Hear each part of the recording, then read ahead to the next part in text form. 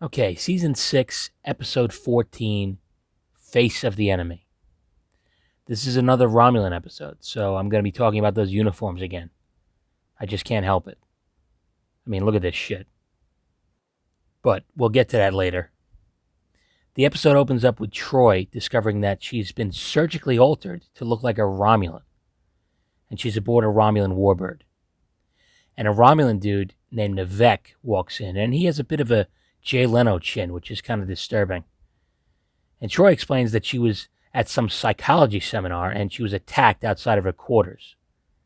Nivek admits to doing it, and he says that she has to pretend to be a Romulan named Major Rakal of the Tal Shiar.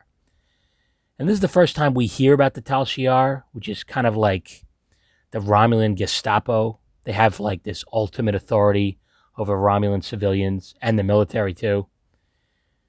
It becomes a much bigger deal on Deep Space Nine, but we'll get to that when we get to it.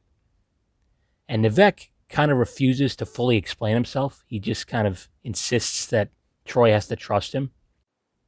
And he says that she's an empath, so she should know if he's lying. And Troi agrees that he's not lying. So it's nice to finally see her use her empathic abilities for once. You know, they kind of come and go, but they're here in this episode at least, for most of it anyway.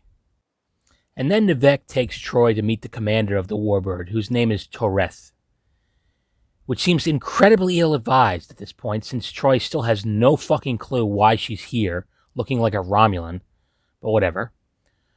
I guess she's just gonna fake it till she makes it. And this is what I mean.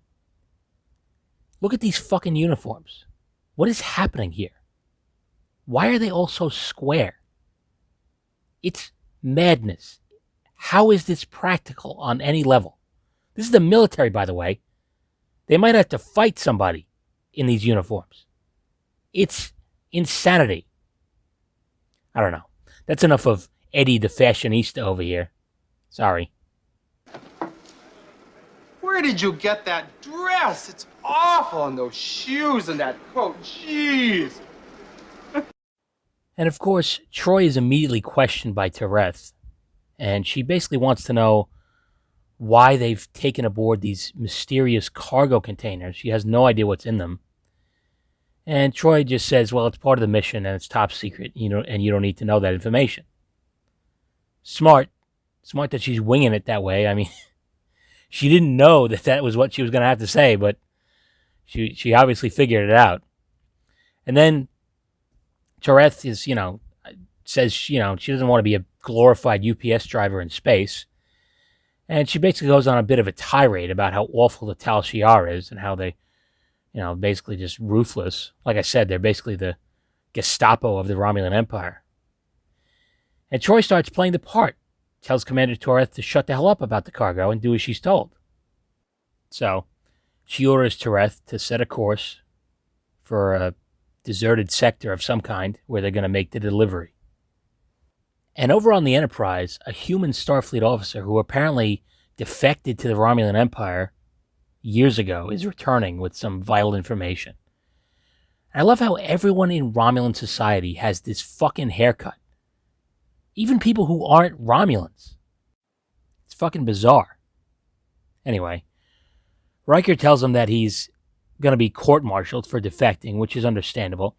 And the dude says he has to speak with Captain Picard because he has vital information from Ambassador Spock, who has been working towards Romulan-Vulcan reunification. This obviously piques Picard's interest, and he goes to see him. And he explains that the Enterprise needs to meet up with a cargo ship in the next 12 hours and bring its cargo back to Federation space. But the dude is fucking weird, because this is how he talks. Spock wants you to rendezvous with that ship. Bring its cargo back to Federation space. What kind of cargo? He said it was important to the future of the Romulans and the Federation.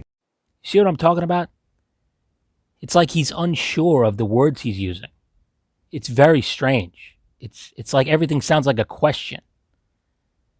He kind of sounds like Tim the Enchanter from Monty Python and the Holy Grail.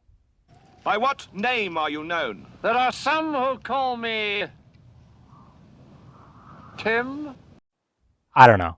I guess he just forgot how to speak normally after all that time living with the Romulans, even though they speak normally, which is fucking weird. And he was probably only among them for like 10 years. So I don't know what the fuck his problem is. He's a bit of a whack job with a dickhead hairdo. And back on the Warbird, Troi finally gets some answers from Nevek.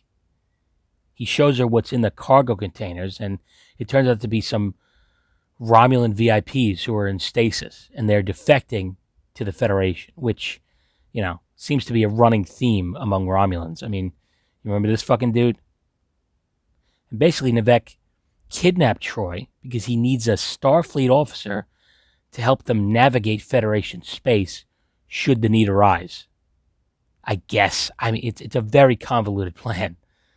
And I'm not entirely sure why it had to be Troi.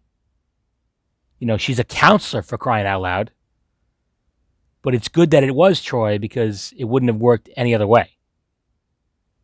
And this is something Star Trek does from time to time. They surgically alter characters to look like a different species. Kirk became a Romulan in the original series. Sisko and the crew became Klingons on Deep Space Nine. But I never understood why it would actually work. I mean, a simple tricorder scan would probably tell this already suspicious Romulan commander that Troi is not really a Romulan. All she has to do is scan her and say, hey, your blood is red. That's kind of weird.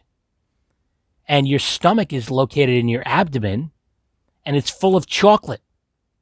You're not a Romulan at all. Seize this sugary bitch. She's trying to Rachel Dolezal us. You know what I'm saying?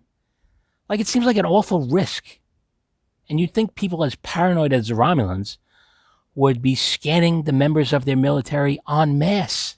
Like, every time they step aboard a ship, they would be scanned. But apparently not. I mean, we can't even get on planes without some TSA agent scanning our dick and balls. Okay, well, I don't know. They're not scanning for that, but you know what I'm saying. You get what I'm saying. Anyway.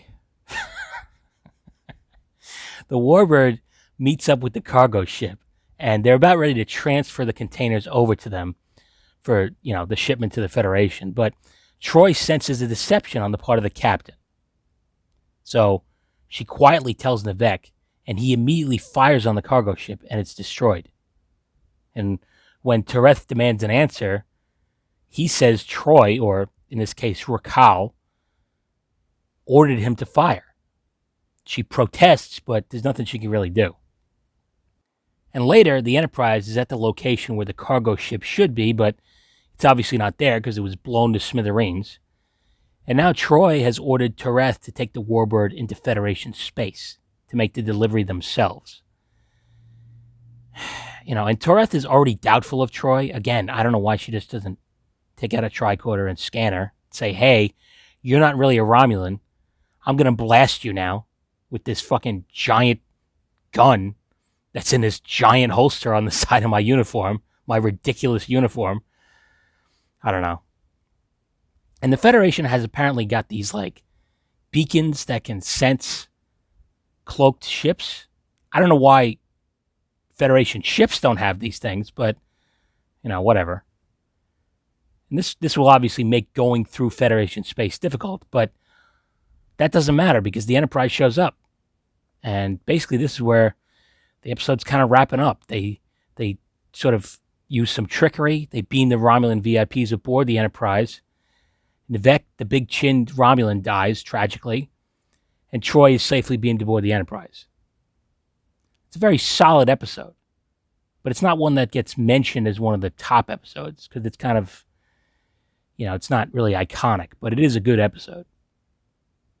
And it's great to see stuff with the Romulans again. Although, I don't know why they couldn't just try to bring Tereth in on this plan. I mean, she clearly isn't a loyalist of any kind. She's done nothing but complain about how oppressive the Tal Shiar is. She really might have joined their cause if she knew what they were really doing. I don't know. But I guess that would be too simple. But anyway, that's basically all I got for now. And I realize I'm very quickly wrapping this up. That's just because I'm running out of steam here.